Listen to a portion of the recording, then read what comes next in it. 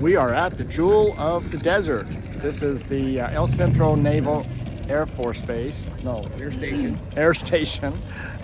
And if you look here, you can see this nice long line that we are standing in.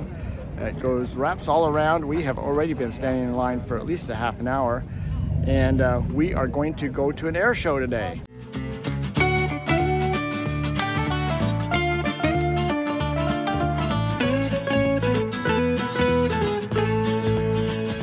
Hey everyone, this is David, and we have a few friends with us today. We got Ninette back there. She's my friend. We have Todd, and we have Ann. Hi. You guys met them before in our video with the swap meet video. Anyway, today we are at El Centro Naval Air Force. Naval Air Station. Naval Air Station. I can't seem to get that right. Anyway, today we are going to go watch the Blue Angels, among other things. We're going to watch some paratroopers. It's just a big air show today, and we are at the base here. We're on base. We showed you a picture at the start of the line that we're standing in. It's quite the line. We're going to meet a lot of friends here, so we'll see what happens, and we'll show you what's going on. So it'll be part of the whole thing. Oh, plane's above. Oh, we're going to switch around. There's the plane. The plane. The plane. The jumpers are up in the air, and it actually starts at noon today and runs through about 4 o'clock. All the different events that are going on. And we're just waiting for this plane to come around. We're thinking it's 12 o'clock right now, so we're thinking that the jumpers are going to be jumping pretty soon.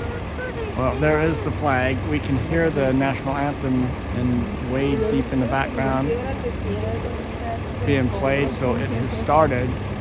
And yet there are a ton of people still out trying to get through the line. And we thought we came early. Up there. Oh, is he landing? Oh. Oh, cool.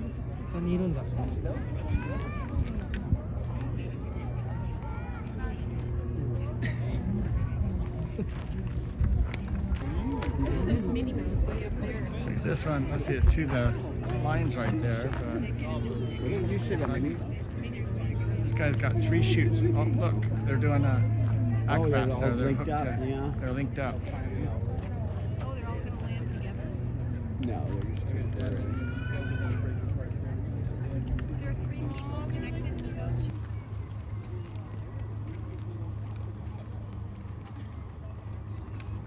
We finally made it through this little bottleneck coming into the event.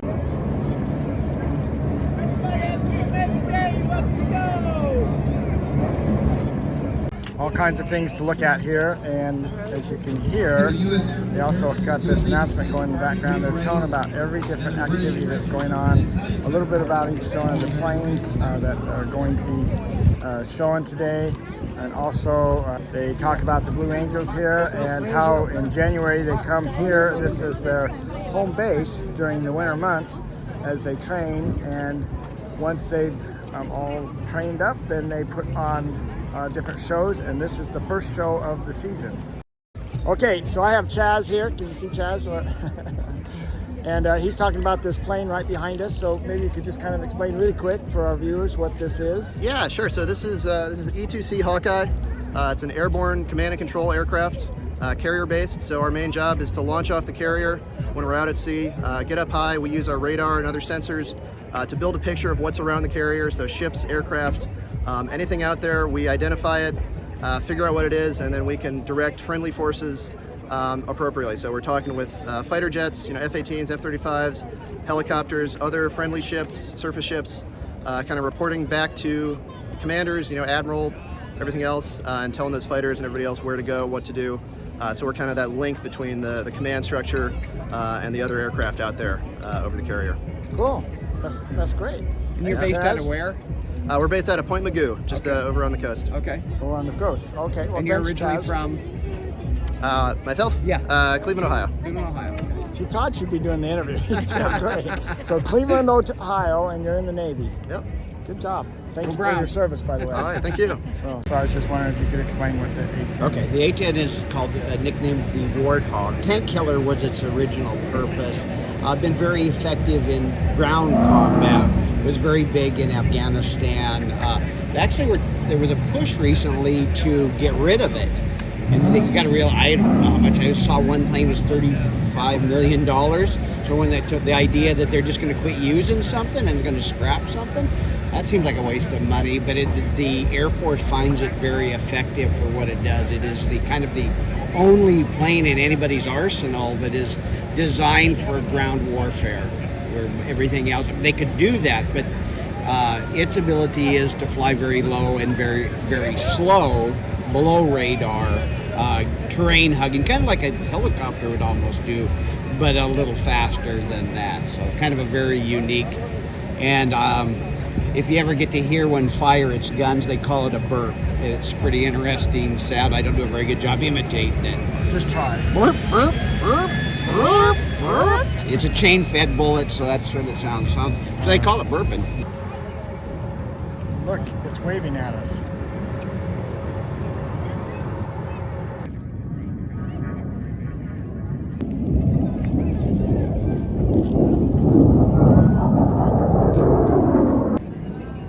So it's flying low and slow.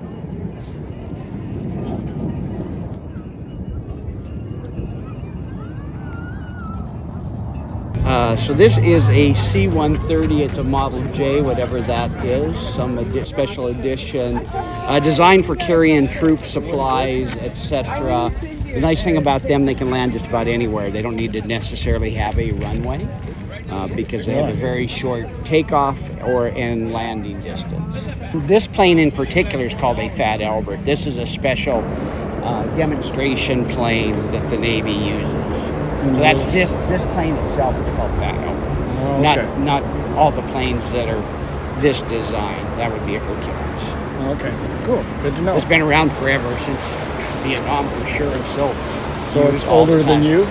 Yeah, it's that old. That's scary. I wouldn't trust to fly me. So. All right, so we are at the Blue Angels field here, and they're going through the same checks that they went through earlier, but on the A-10, but in a lot more detail. So I got Todd here. He's the expert commentator on this. So anyway, you want to just explain? I mean, you're in the military, or was? Yeah, and but I'm I wasn't Navy. But anyway, But you've seen these guys perform in Yes, Vegas. I've seen these. So this is just a great recruiting tool to get people to join the military and proud in country, etc. But they spend lots of hours training, spend who knows how much money to do this. Looks like we have 5 of them. Then they're getting ready to taxi right now. So this is called the elephant walk. If you notice, they are head to tail. And this is the cream of the crop? Cream of the crop of the Navy. So the Air Force has their own called the Thunderbird. It's kind of the same, different plane, same type of show. Great recruiting tool. I don't know if you got that earlier. Pride in country, etc. So it's going to be pretty impressive to see how synchronized they are. You can get some good, I use the word film, video of it. So.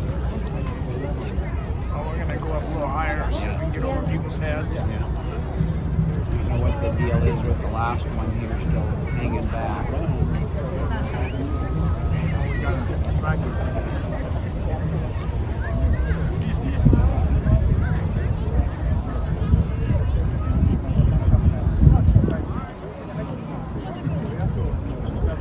And that is an F-18E Super Hornet.